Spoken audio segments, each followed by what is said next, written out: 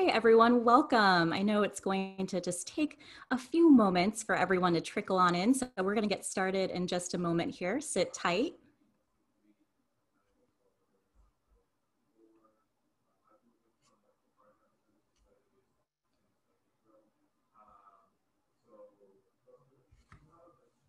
If you're just joining us, welcome. Thanks so much for being here with us. We're going to get things kicked off in just a moment here. We're also streaming to Facebook. We are closed registration-wise, so if for some reason you have someone else who really wants to attend this, well, just tell them to hop on over to our Facebook page. It's TechSoup Global, and you can find our video streaming there. We'll also take questions there as well. So we're just going to make sure we're all set to go here before we kick things off. Beautiful.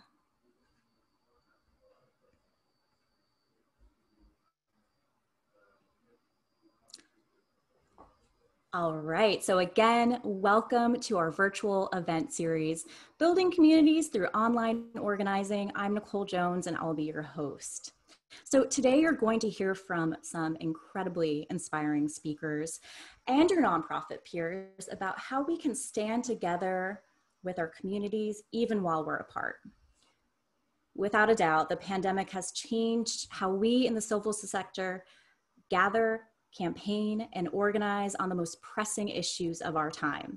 But despite these great challenges, we've seen nonprofits get creative when it comes to mobilizing their communities. So that's why we're here today. So we're going to go over what we're going to cover today, starting with this session, Digital Organizing, Tools, Tactics, and Training to Stand Together While Apart. So this is the session that you're in this very moment right now. We're going to get started with it in just a moment. After this session, we're going to move into women social entrepreneurs in civic tech, how voices of women help us advance democracy. It starts at 10:30 a.m. Pacific time, and it's a separate registration process. So if you haven't registered for that session yet, we're going to drop the link into your chat right now. And then we're going to end our day with an online organizing workshop for nonprofits, and that starts at 12:30 p.m. Pacific time. So registration, unfortunately, is closed. We're at capacity. It's an intimate group workshop. So if you've registered, great. If you haven't received approval yet, that's probably because we're totally capped out and we're unfortunately unable to bring in new attendees for that. But if you did receive an approval, then you're good to go, but you do want to show up on time. It's first come, first serve. Again, that will help us maintain the intimacy in these workshops and to make sure that everyone gets a chance to be heard. So you can learn more about this event series by heading on over to our online organizing blog post, which will just give you context and will also contain all the registration pages for today and a little bit about who is speaking. All right, and we're using Zoom for all three of these sessions today. This session, as well as the second session, Women Civic Tech, will be recorded in entirety and shared via email within the next day or two. So if you miss anything, you want to go back and rewatch a really great part or some really great advice that was shared, it's going to be there for you, and you can also share it as well. You're also going to receive a slides and any resources shared in your email as well. So a couple other things to note. All lines are muted, but you'll be able to ask questions at any time by typing them in to the Q&A portion of your Zoom menu. So it's that little message bubble, depending on your Zoom version. For most people, it's the two little message bubbles that say Q&A. That's the spot to add. It really helps us triage questions, especially with so many people on the line. And I have to say, our speakers are super excited for your questions, so please send them away. And if you are on Facebook, we'll also look at your questions there. And you can use the comments or the chat box in Zoom also. That's a really great space to share reactions and resources to what you're hearing today, starting with this. What is your community organizing superpower? Let us know in the chat, and we're going to read some out loud later today if we have time. Fingers crossed. We'll see. We've got a lot to get through. So a couple other things. So you can also tweet at us at TechSoup. We're also live tweeting this event too on Twitter, so you can get a replay there, or again, to anyone who's unable to join the session, they can either join by Facebook or also see our live tweets on Twitter.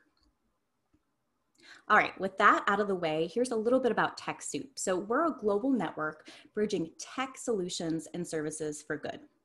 You may know TechSoup for its software program, but we're much more than that. We also provide support, training, community, and more to help over 1 million nonprofits in more than 200 countries and territories. And we absolutely love to be your resource partner.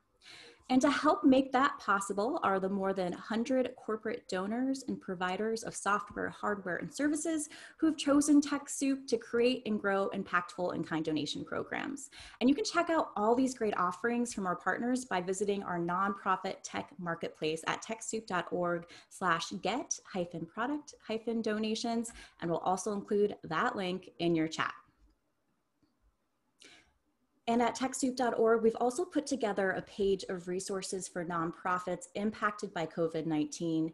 Here you're going to find tools to support remote work, training courses from TechSoup, policy resources, webinars like these, workshops, and much more.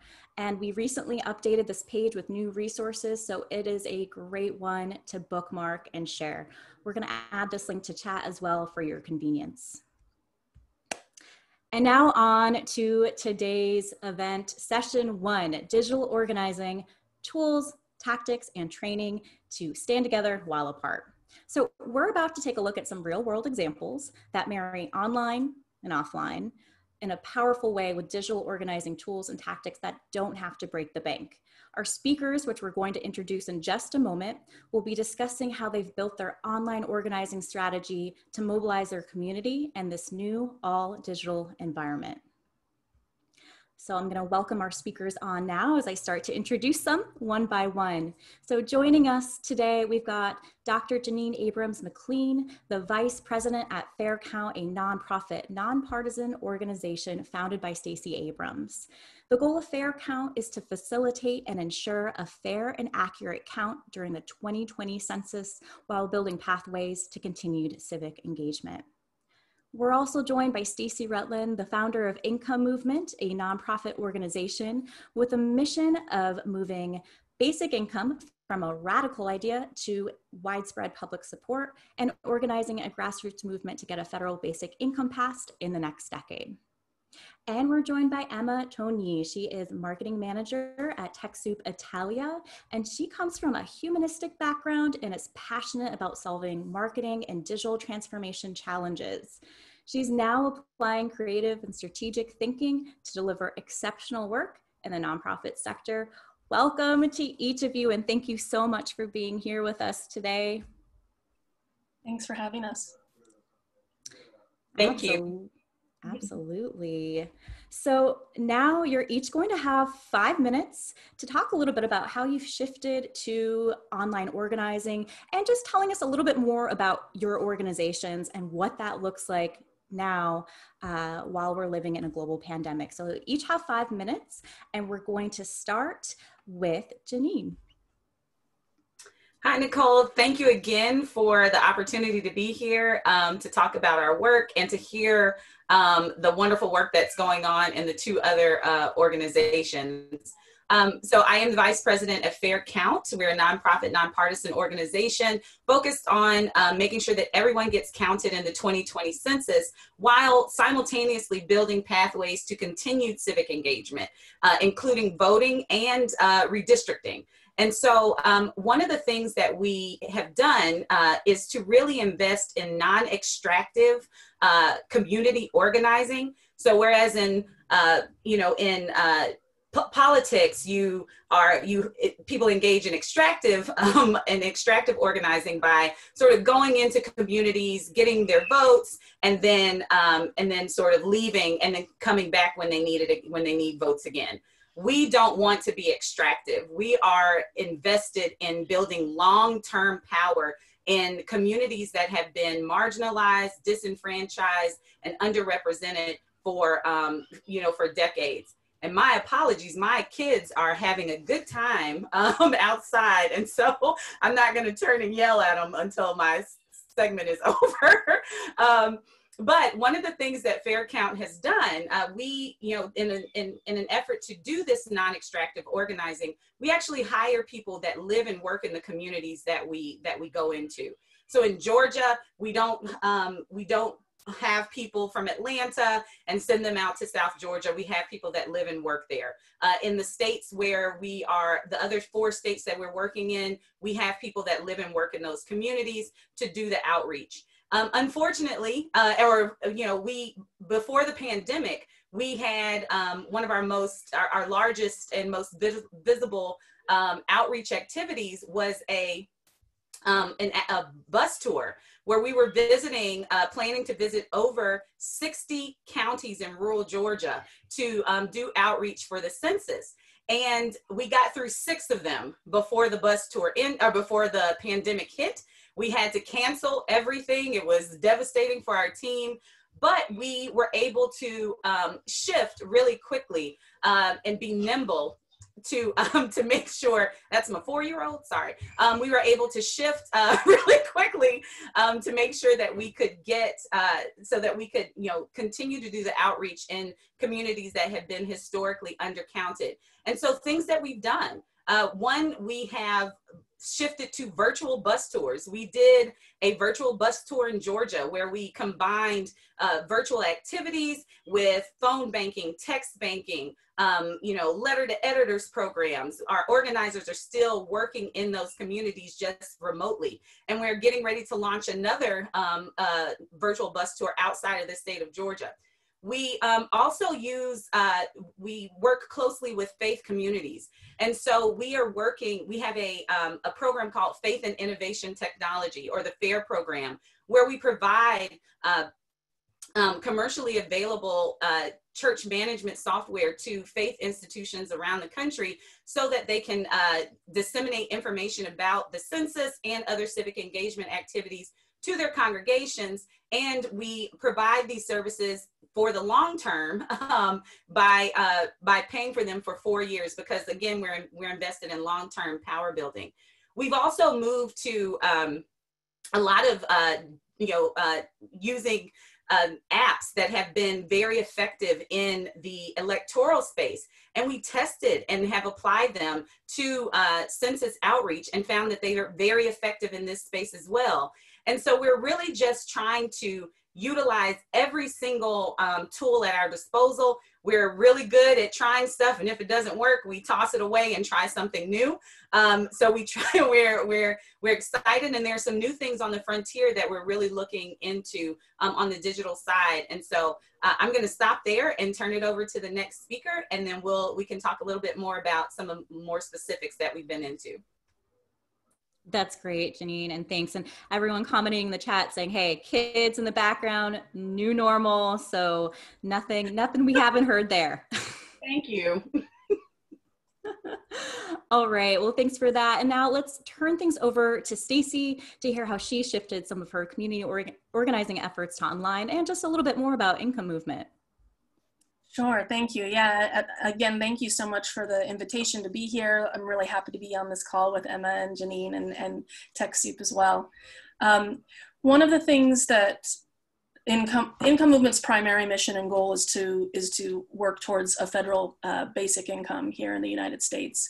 And so with that, we are a national organization. We're working across all 50 states, and we have volunteers and organizers in all 50 states. So a lot of what we do from an organizing and coalition building generally is an online experience because we're all over the place.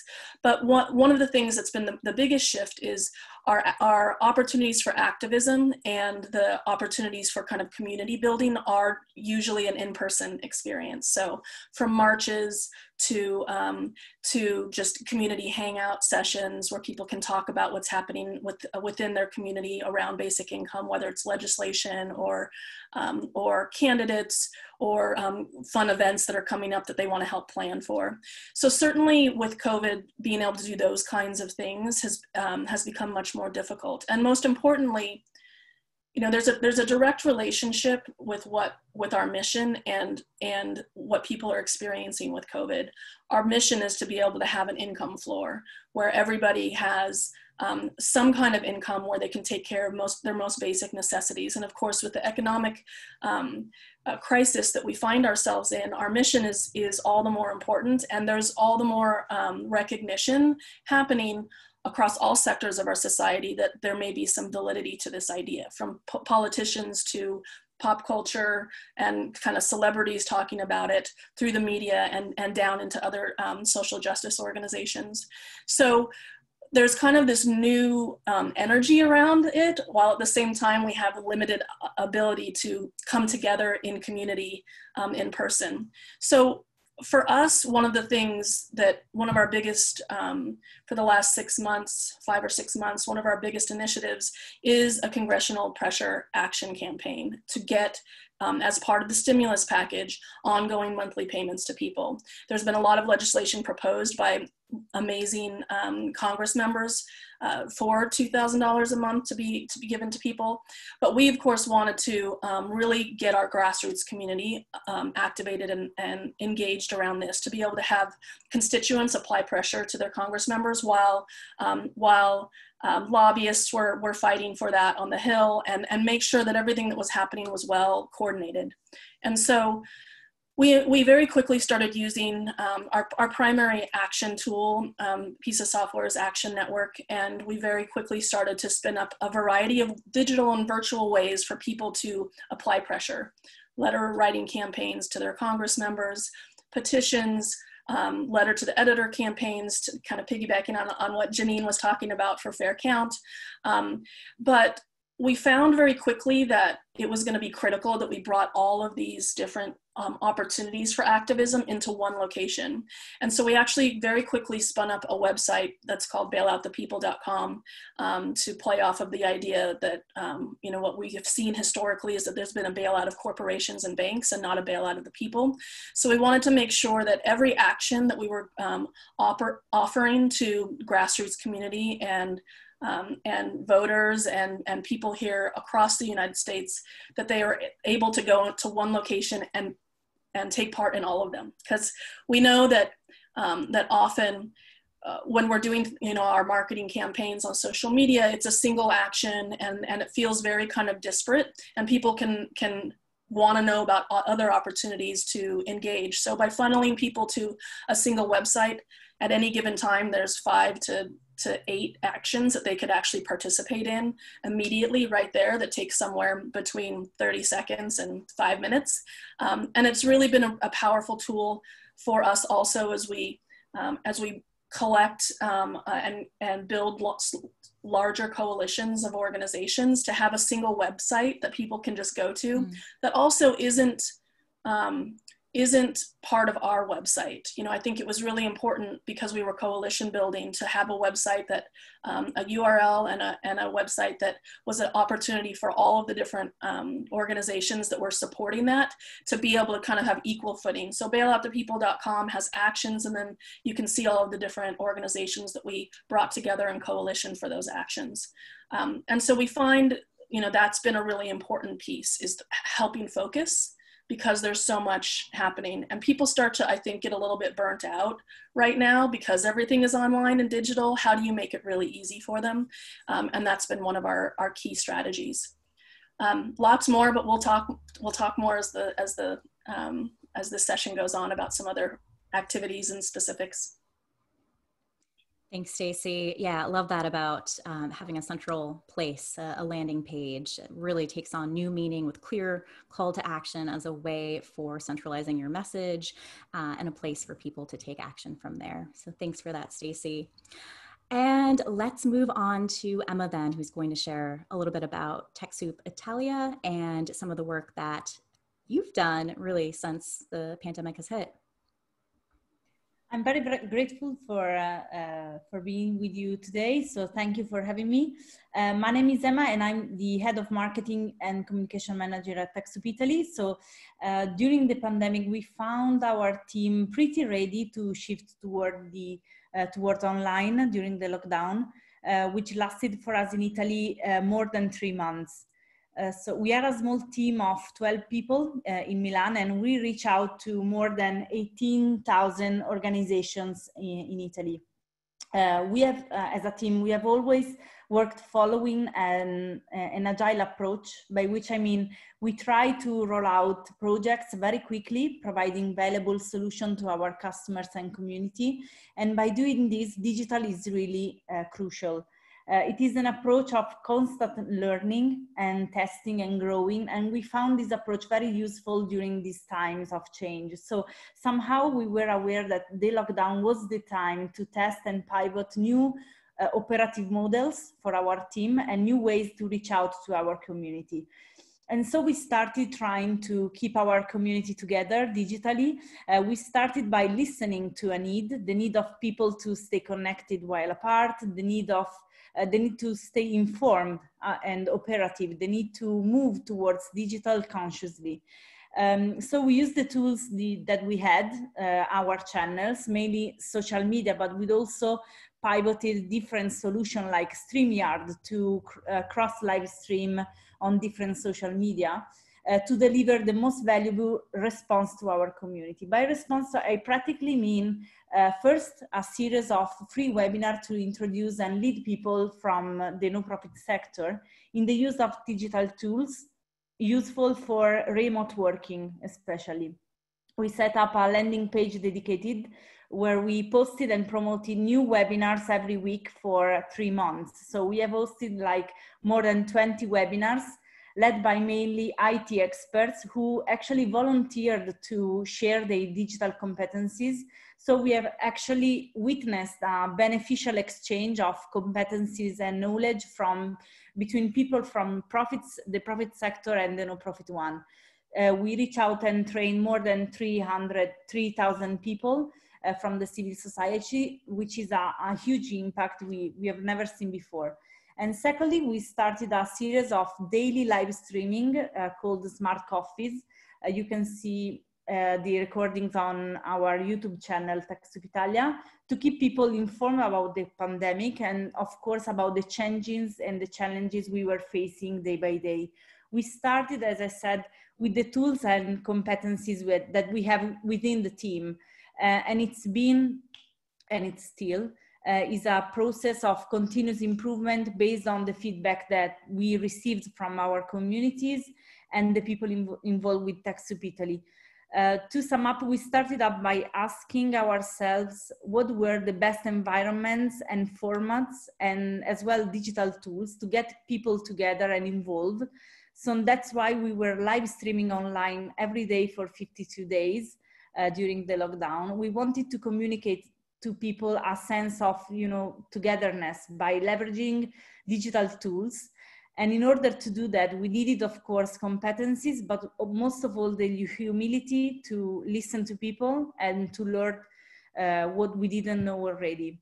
So we have seen a community that grew and consolidated over time, and let's see the next steps. Excellent. Thanks, Emma. Yeah, highly recommend checking out those Smart Coffees on YouTube. It was really encouraging to see just how quickly you intuitively knew that we need to stay in touch with our community in this really humanistic way, right? In this really personal way. And that's evolved to just doing a lot of webinars and making sure that your community had the information at their fingertips, but again, with that personal touch. So yes, highly recommend checking out those talks, and we'll add that to chat. I think it might already be there. And some good mention of tools. Okay, well, we're going to dive into some questions for all of you. And just a reminder that we will be taking questions from all of you in the audience listening in today via whether it's Facebook or here within Zoom. So do drop your questions into the Q&A portion of your Zoom, and we'll look through those in just a moment here. So I do want to read some responses about community organizing superpowers because there's some really good ones here. We have Emily who says meaningful relationships. Jill says striking up a conversation. Oops, that was the timer. We have Stephanie who says providing entertainment. Let's see. Oh, I love this one. Riley says our community organizing superpower is storytelling. And then we've got a couple other ones in there that say listening, yeah, many more. Adaptability. So if you want to scroll up, you can see some really good ones. These are all great skills, important to pair with technology, right? With those digital tools, because it's about the people who are operating these tools to really, truly make them as effective as they can be. So thank you for sharing those. Really appreciate that. And we're going to move into some questions now. So what's been the biggest challenge in shifting your organization and efforts from in-person to online? I know each of you talked a little bit about this, but if you can think about maybe like the top 1 or 2 challenges that you found, and I'll let whoever would like to dive in first take it away. I can start if that makes sense. I think for Income Movement, some of the biggest challenges with moving so much online, really, I think thinking about our grassroots and kind of volunteer community, I think making sure that that people feel like what they're doing has a real impact. You know, right now there's a lot of suffering and a lot of struggle, and people want to have the tools and resources to feel like they can at least try to impact and improve what's happening. And I think that the big thing for us when it comes to a lot of the online and digital activism and actions that we're asking people to engage in. Sometimes when when you're a grassroots community member, you sign something and it just feels like it kind of goes off into the ether. You don't really know what happens with it. You're not really sure, did the congressperson actually get that letter? Does what I'm doing actually matter or count? And so a lot of what we've tried to make sure we're able to do is bring as much of that into the real world as possible. So if we're doing a petition, we try to make sure that somebody's actually delivering that to the Hill, to whoever it's directed to, and that we can take video or photos of that experience, or potentially, delivering it digitally if we are having a conversation with the leadership that's directed towards. Being able to have that kind of feedback loop for people who are engaged and involved has been really important, because like I said, most of our activism, or a good portion of our activism normally is actually in the streets, it's in community, and that impact is felt immediately. If you're at an event and handing out flyers and having conversations with people in your community, you know that you touched 40 people that day and was able to have a real kind of exchange of energy and positivity around the thing that you care about. But when it's online, that's a harder thing to accomplish. And so just giving as many opportunities for them to see that is going somewhere, and to reflect back the successes that we're having. We, as part of our COVID congressional pressure campaign, we had a lot of letters and we're doing some really amazing coordination in a very concentrated time. And we had, for the first time, Speaker Pelosi actually talk about a guaranteed income publicly in front of the press, all around like a 4-day push where we had flooded her with letters, and where we knew that there were really important conversations happening from lobbyists and policy people on the Hill. And so to be able to point to that and say, what's just happened for the first time is part of this coalition, was really important for people to know that it was worth it, that they kind of dug deep and got their whole community to send those letters. Great. That's absolutely wonderful, Stacey. I would say for us, one part of it has been technology is intimidating. We've all been sort of thrust into this, forced to use technology, not just, larger organizations, but much smaller organizations. And for our Faith app, one of the things we found is that people were really, really interested in it. We actually did a webinar about it with TechSoup, with Nicole, and people were really interested in it and wanted to learn more about it. But when it got down to actually, implementing, they stepped back or disappeared. And part of that was because, it sounds wonderful, but if you aren't comfortable using an app, we work with churches where where their rosters are in notebooks, and we literally take photos of them and digitize them. We work with organizations that don't have email, or churches that don't have email addresses. And so one of the ways that we're really trying to sort of make people more comfortable with the technology, because at this point we have to use it. We've been forced to use it, and we can obviously use it as an advantage. So we actually have interns that have come in that are working with the churches that fell off, or ones that we're trying to bring on board, to walk them through setting up a Facebook page, setting up an email account, getting them comfortable with technology, and then introducing the Faith app, the church management software, to show them this is what is possible. These are all the things that you can do to take away that intimidation and to make people feel comfortable with really integrating technology into their work. Thanks, Janine. Emma, thoughts you'd like to add around challenges? Yeah, I would say at the beginning of the lockdown, we felt very overwhelmed by the situation. Everyone went crazy in demanding digital tools and support and help to shift towards digital. So the most challenging thing is always, for us as a team, deciding not to cut the elephant into pieces, by which I mean to respond very professionally to punctual issues, because that minimal valuable response that you deliver to one organization or one person can be actually scaled up to respond to bigger issues, to bigger problems. So really not to cut the elephant into pieces, but to deliver minimum valuable solutions.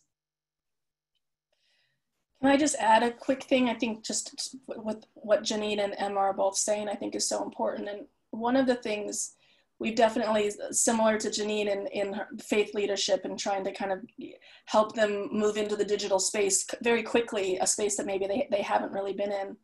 We find in our organizing for events that are in-person events, we have organizers all across the globe, and that range in age for sure. And we find that even just building in the time for kind of open work sessions where people can come in, and making sure that there's somebody there to walk through how to get things set up. And it's one of the nice things about screen sharing and all of that, that you can actually just one-on-one walk people through. And from there, we find that person then becomes kind of an advocate or an authority that can then spread it to the rest of their country or the rest of their region. So they become the person that then onboards the next people, can be really effective as well. So building in that time and having part of your team that can actually just do it with them can be really effective and grows organically in effectiveness. Great. So let's move to this question now around what have you had to unlearn in terms of the ways that you were engaging your community? What would you say were some of the top things that you had to unlearn in these last few months?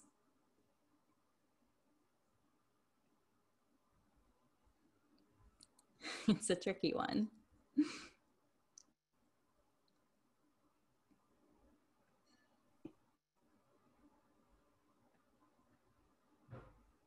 That's a tough one. That's a tough one, Nicole. Go ahead, Stacey. I'll let you start. Well, I was just going to say, unlearn, some of our assumptions about how people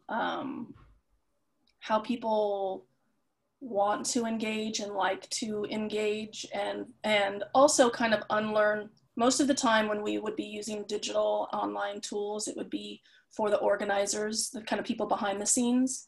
And so the way we use those is very specific. It's designed for people who have experience, that are, people that are coming ready with knowing how to kind of move through whatever it is that our agenda is for the day. And certainly now moving more online, I think we're having to unlearn or re-examine just even how much time it might take to walk through certain things, being more thoughtful about the way that we talk through, and thinking much more around the role of kind of the educational pieces that need to be built into almost all of our interactions with the larger community, and not in a didactic way that's, you know, that's really boring, but just knowing that you need to stop and say, okay, any questions out there before you move on to another topic, knowing that you need to, and that takes time. And it also takes people who maybe have that experience in mentoring and training and educational kind of pieces. And that means that it might be different people who are leading some of those conversations because of the skill sets that are required. So, so maybe, I think there's a little bit around that, around process, and also leadership who should be involved in certain engagement, you know, community engagement opportunities. Yeah, I piggyback on that and say we had to unlearn that it is a sort of or refocus. When all of this started, we had our messaging set. We were ready to go full throttle with census and how important it is for every single thing that we, you know, for the over the next decade. But what we found was that, you know, with our partners on the ground, with our volunteers and everyone, that at first, you know, people weren't focused on the, you know, when the pandemic hit, everybody shifted. And we thought, hey, we have this great opportunity because everybody's stuck at home. They're watching TV. They're, you know, we are going to put our money into advertising on television because that's it. But we had to figure out over time that folks weren't paying attention, and that they were more consumed with what was on Facebook and Twitter. And so we had to literally pull money out of TV and put it into digital outreach, because that's where people were going.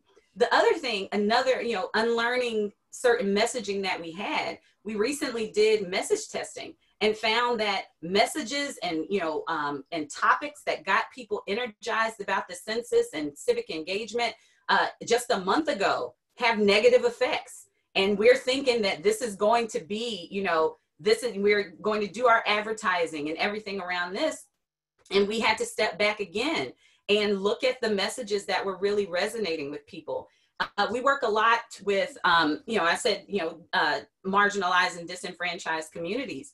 And, you know, also taking into account that Black communities around the country are facing 2 pandemics. And how do you, and knowing, you know, knowing that the census and the data and the implications of it could help eradicate both of those pandemics, but also understanding that people just weren't hearing, people were hurting, people were suffering from the actual virus, and then also the systemic infection of racism.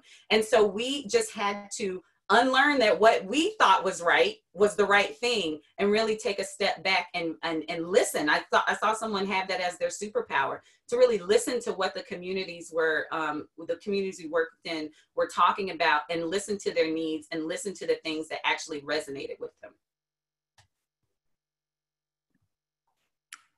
I do think we needed to unlearn 2 prejudices.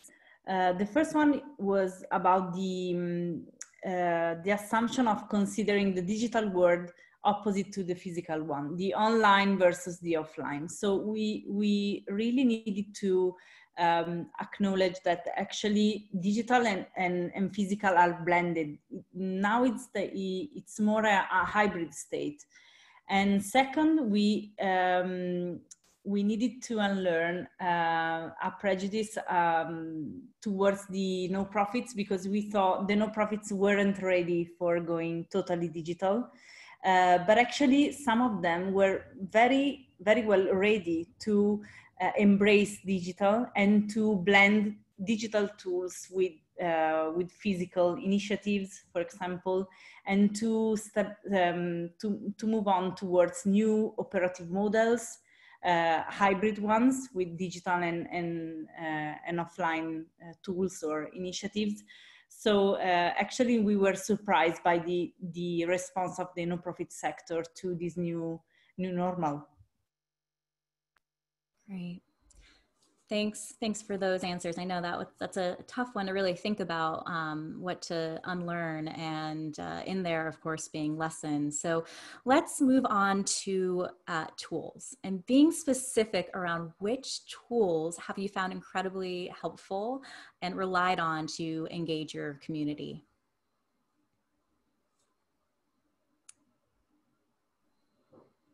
Kick it over to you maybe first, Stacy, and we'll just follow that. We'll follow that order.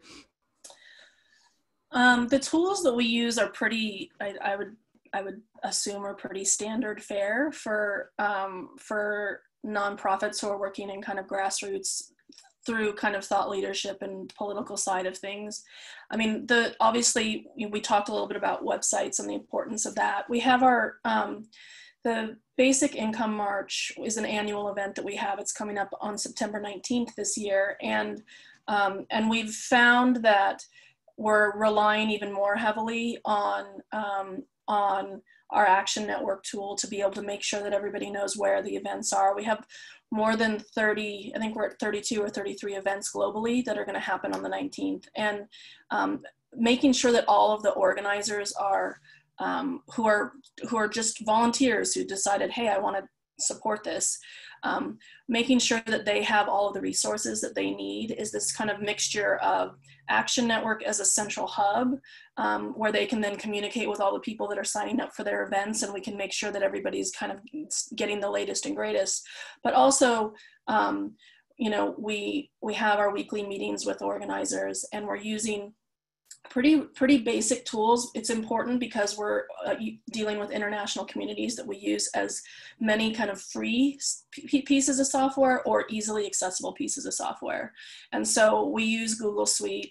We use, you know, we're helping people learn how to design social media graphics to be able to promote their events. We're, you know, and so Canva and some of those tools that are free where we can just send them templates and they can get in there and feel like they're doing something that has the look and feel of professionalism, but that they've never done before, I think is a really critical piece.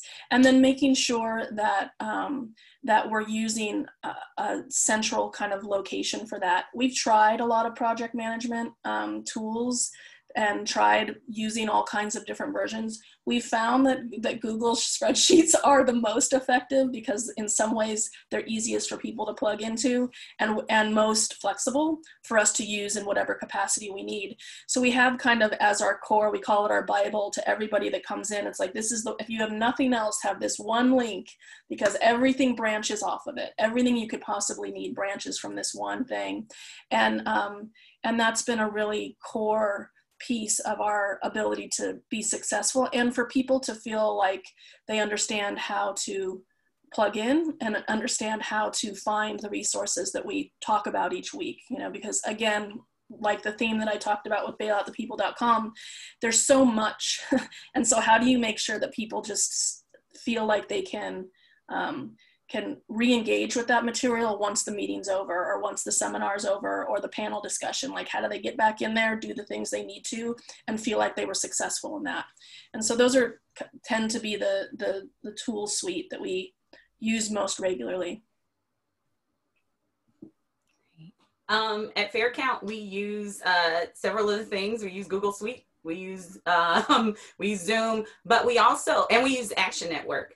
One of the tools, I said that we did some testing using digital relational organizing tools that were effective in the electoral space. One that has been highly effective that we use for all of our events is Mobilize. And so Mobilize is, you know, you can set up events, you can share them on social media, share them via text message, share them via email. And Mobilize is also really cool because I think they did a study, an internal study where they found that they send out the messages or reminders, and by using the system that they have in place, they're able to reduce the flake rate for events by like 30%. And so Mobilize has been really useful, and the license that we were able to get it came with additional sub-licenses that we were able to give to other organizations for free in California and Louisiana and other organizations in Georgia, so that they could mobilize with their events. And so that's been one thing that we found to be really, really helpful. And I'm trying to think of another one. And obviously our Faith app. We use the commercially available church management software, and we built on top of that a dashboard that allows us to send out messages and graphics and bulletin inserts to the faith organizations that are signed up. And so we're based on their geography and to tailor messages and things like that. And so that was something that was built in-house that we're able to utilize. And then the last thing I'll say, that's a little bit more, I think probably one of the more unique things that we've done for outreach and education. We ran and actually did message testing in the EBT Fresh app. So this is an app that is utilized by people who receive federal benefits, and it's on their phone. They can go and check to see what their balance is. And so we did this in Georgia first. We ran advertisements, directing people to the census, telling them why it was important, and it was highly effective. And so we're actually expanding that outreach to Alabama or to Mississippi and Louisiana. And so that's been another piece of technology that we've been able to tap into to really get the message out to people that can use it. Excellent.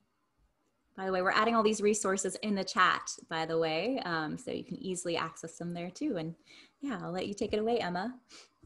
Yeah, very briefly. So we were ready to move to digital because we use Microsoft 365 as our hub for documents and sharing online.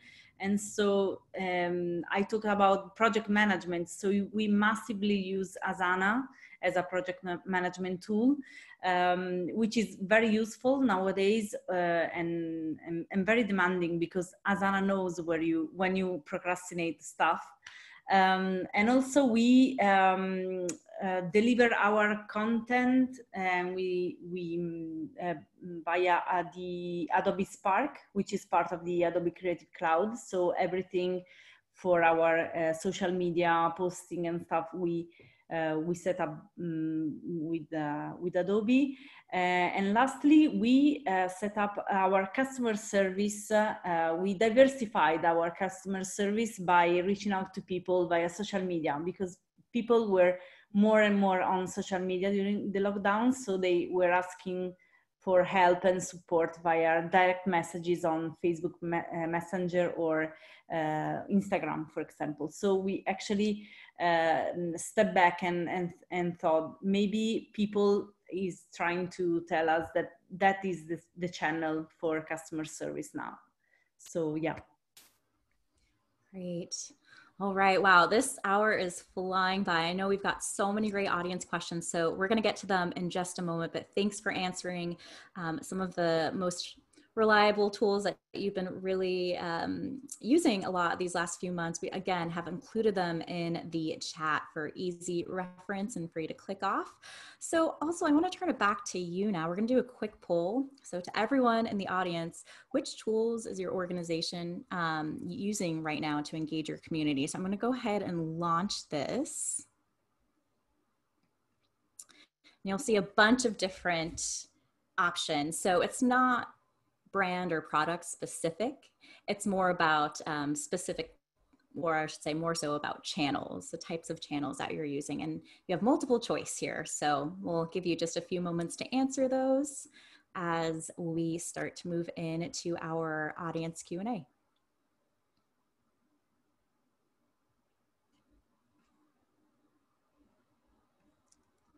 Okay. Looks like, social media is at 92% here. And again, we do have the option to vote multiple times here.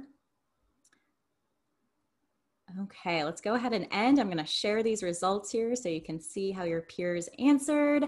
And social media being the top, followed by email marketing, close second, close third is virtual events. So, okay, so that's really good to know. And just was really curious to see how people would answer about your own app or software. We've got about 5% of you answering that that's what you're using right now to currently engage your community. So thank you so much for your responses there.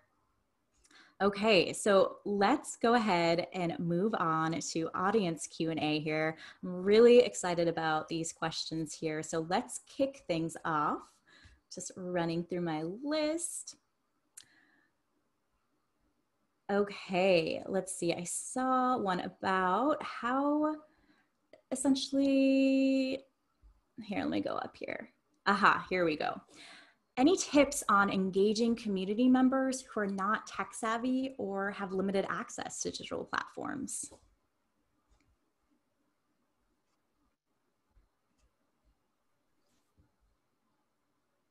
I think for us at Income Movement, and this is, you know, just this has been a part of what's been talked about, I think, by the entire panel. It really depends on what the ways you're trying to engage people, and I think that choosing your tools or choosing your the way that your tools are being kind of served up to the community is a really important consideration. So.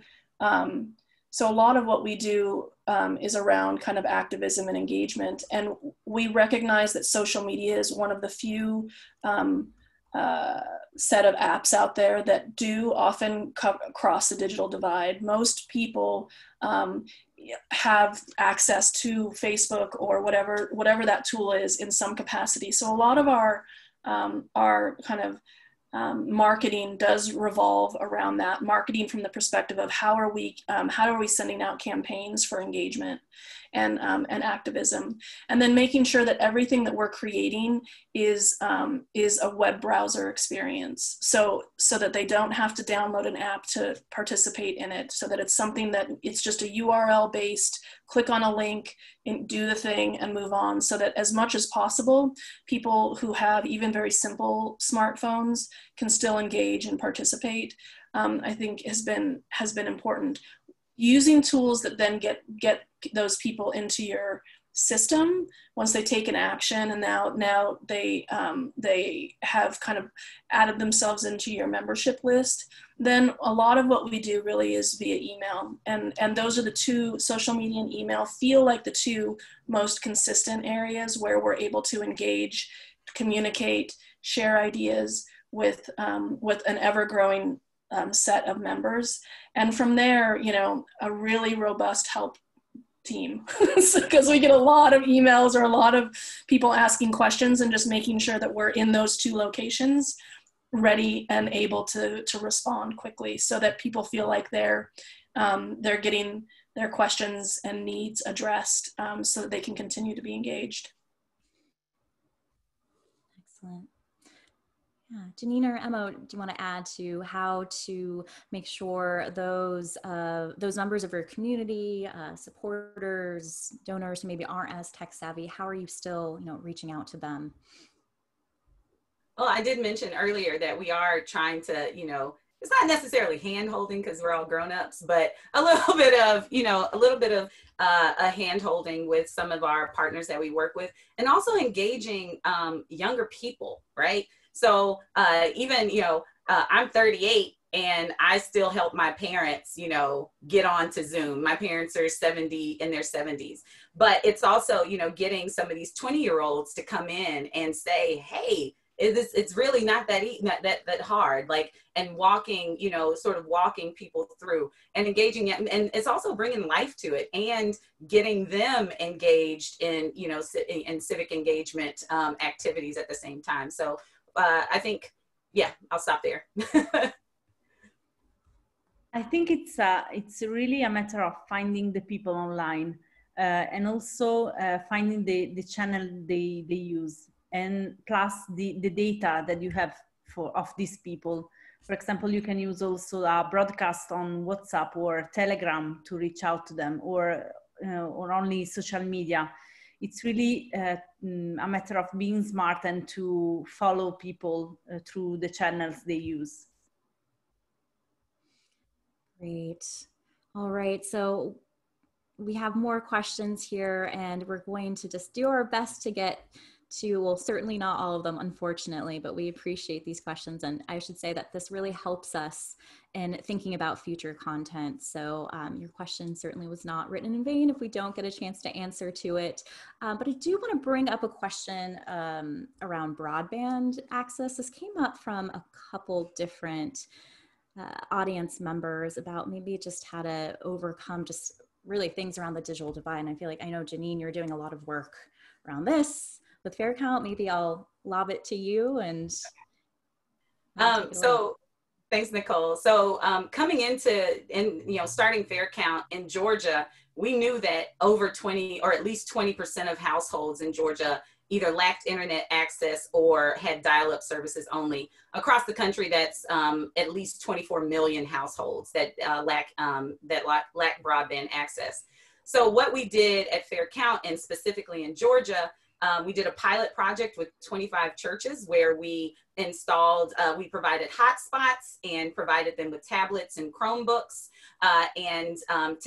so that they could utilize those, not just for their, for census outreach, but again, thinking about long-term power building and committing to paying for the internet at least until the end of 2020.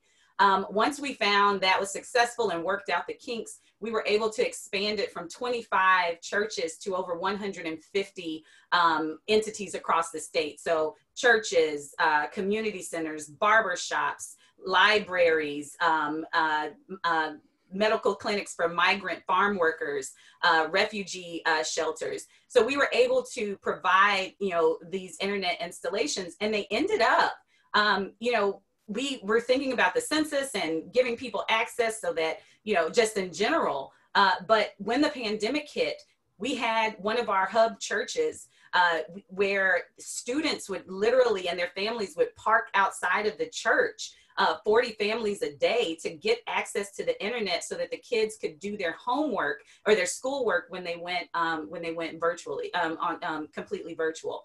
Some of the migrant farm worker clinics, when people would come in to get checked out or to see if they had COVID, then they would be able to, the staff there would have the internet available for them so that they could fill out the census or do any other kind of, that they needed to contact or email someone, that they had access to it. And so we found that by building this infrastructure, and this is something that we want to maintain, definitely going forward, but building this infrastructure has had, it's allowed us to continue to do the work digitally, but it's also, again, for this long-term power building that we're trying to get, providing access to these communities where they do not have it. Thanks, Janine. Yeah, incredibly important work that you're doing around ensuring accessibility. And yeah, Emma, Stacy, if you want to speak to that before we wrap, we're just about time, but any, either on that or just kind of final comments that you really want to leave the audience with.